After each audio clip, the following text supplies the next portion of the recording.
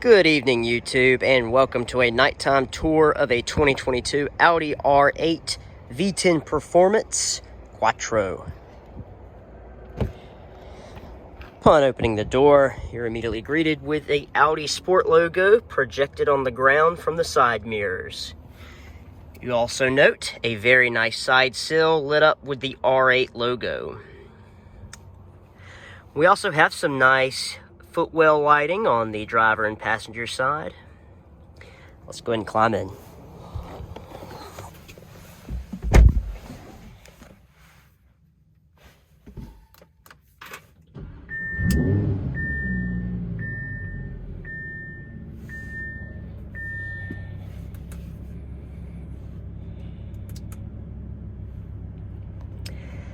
There's not a lot of interior lighting or ambient lighting in the R8. It's very minimal. It's a small vehicle. There's not a lot of room inside. So let's go ahead and take a look at what we do have. We have some nice accent lighting on the doors. Here it is on the driver's side. This is just a white strip. It does not change colors. The only adjustability you have in this is in the brightness of it. We can turn it up or down if we want to make it dimmer. You'll also notice a nice glow of the door pockets, and that is on either side. Some nice little storage cubby holes in the doors with a nice glow of light. You'll also notice the door handles have a glow coming from them, so you can find them in the dark. And while we're on the door, let's talk about the rest of the controls here. Right beside it, you'll see the lock and unlock button. We have our window switches, and these are automatic up and down. Moving up, we have our side mirror controls. Turn to the center. Doesn't do anything. If we turn it to the left, we can adjust our left mirror, right to adjust the right mirror. And if you see this on the bottom left-hand corner, we can fold the mirrors in by moving it to that setting. Simply move it back up, and the mirrors will fold back out. The switch right here lit up is for your heated mirrors. Above that, we have the front release. Now, the nice little glow you see right here is from the climate vents. The dial to open and close the vent is lit up, and whenever you close it, obviously there's less light. When we open it, you will see more light. You can also hear that very nice audible click to confirm your full open and full close. Listen.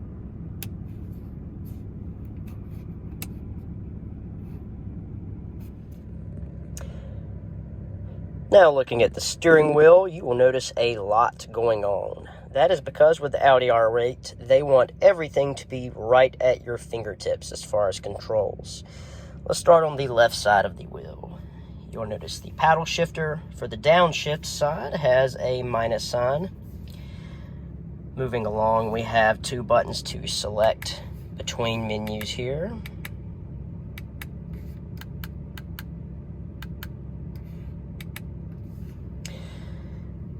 Right below that, we have a scroll wheel, which lets you scroll between options. And you have a left and right button to help you, once again, go between menus. Then we have the back button, which obviously takes you back to the previous menu. And then view will toggle us between the center tachometer, or if you want to split the gauges, you can do that as well while having your maps in the middle. Moving along, we have our drive select button, and we can press this to go between our different drive modes. Obviously, we will be spending most of our time in dynamic. Then directly below that button, we have the performance button, where we can select between dry, wet, and snow if you really want to take your R8 out in the snow.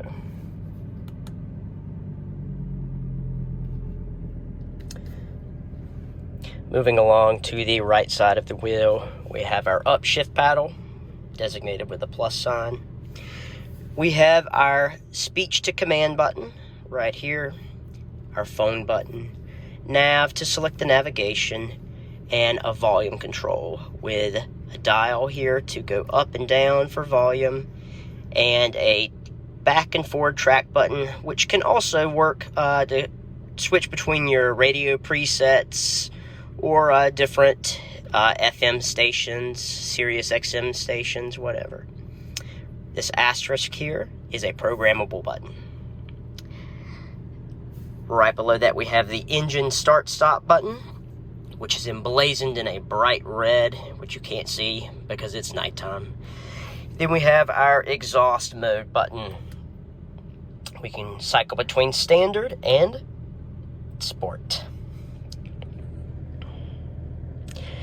Other than the gauge cluster, on the left side we have this gauge for engine coolant, which is lit all the time, regardless of your screen position.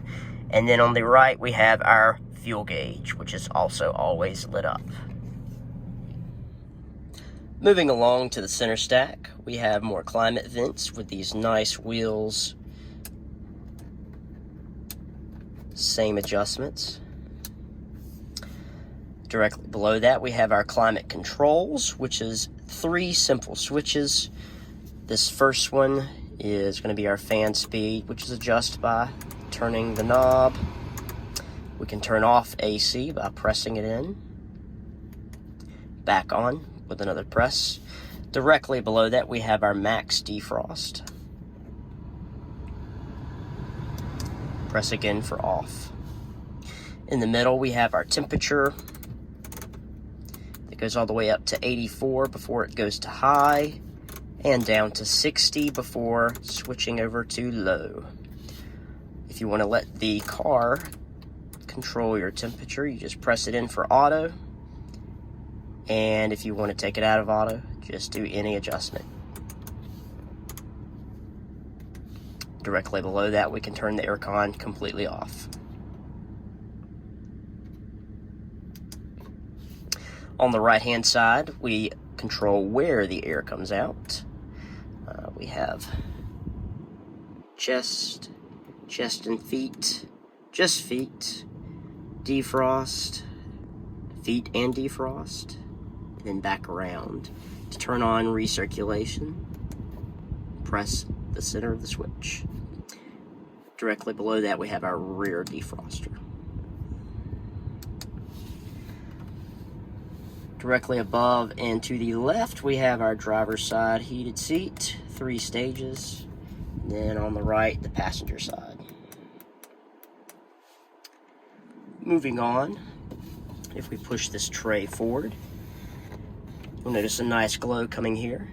We have our wireless charger right here, along with 2 USB ports, an auxiliary input, and a 12-volt outlet. And we can just hide those away with another push. Moving along, we have our traction control off, our hazards, and our parking sensors, which also activates the rear view camera. Looking at the shifter, very, very nice leather covered shifter. Our park button is right here on the back. To move between gears, reverse while pushing this button. On the side, half step for neutral, full step back for drive. If we shift it over to the right, we go into manual mode and can use the paddle shifters. Slap it back, gets us back into regular. And then, like I said, park button right there. Directly beside that, we have our volume knob. This is pretty standard on all Audis. Right here on the side, press it in for mute. Press again to unmute. We have some track seek buttons, and depending on what screen you're in, they can do different functions as well. Next, we have this large dial, and this helps us navigate through our menus. If we didn't want to use the buttons on the wheel, we can use them right here, switching between nav, telephone, radio, and media. We can use the dial to select. You can push it in to select, move it left, right, forward, back. We also have these side buttons to navigate between different menus. And menu to go to the main menu.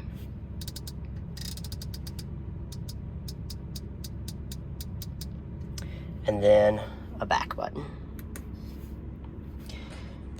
The last button we're going to look at on the center console here is the parking brake. It is electronic. Push it down to release, pull up to engage. It is not automatic. Unless you are on an incline or decline, then it will automatically engage for you.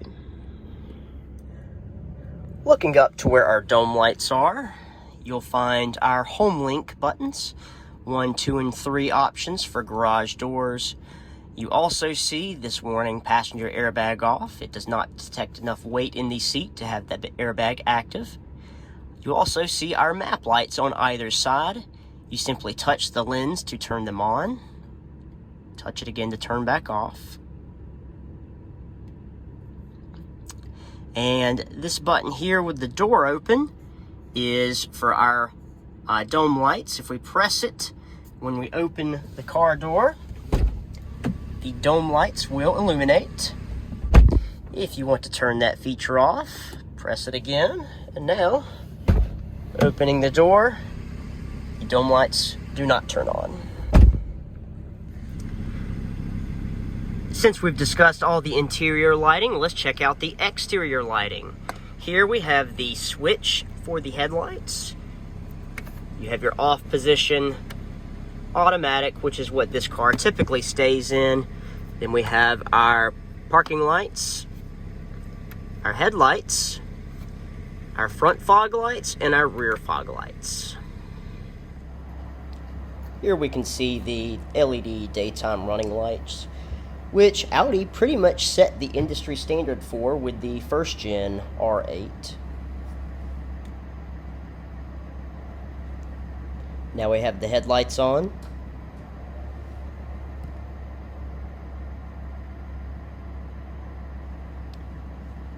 If you'll look in the lower right hand corner, you'll notice just faintly me turning on the front fog lights. They are built into the headlamps. There is no dedicated fog light in the lower portion of the bumper, like most vehicles.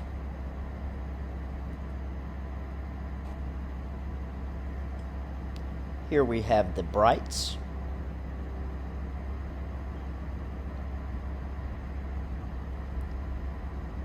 And back off.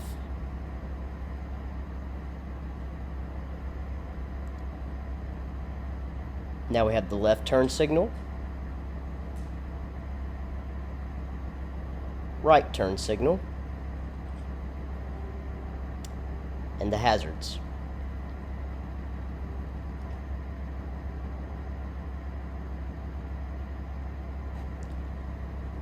Now we'll turn off the headlights, put on the left turn signal again with just the DRLs, right turn signal, and hazards.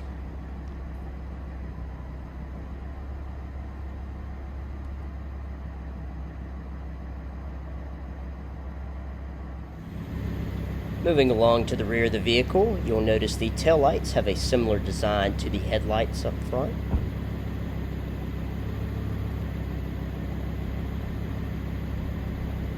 And here's what the brakes look like. Also the third brake light up top. Now we'll switch on the rear fog lamps and back off again. On again. And now with the brake lights depressed as well. And off again. Left turn signal. Right turn signal. And the hazards.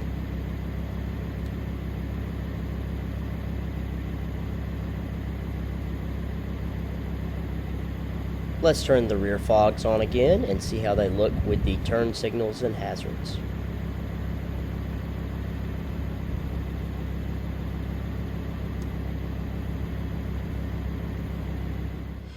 Alright, that brings us to the conclusion of our nighttime tour of the Audi R8. Let's go ahead and turn it off.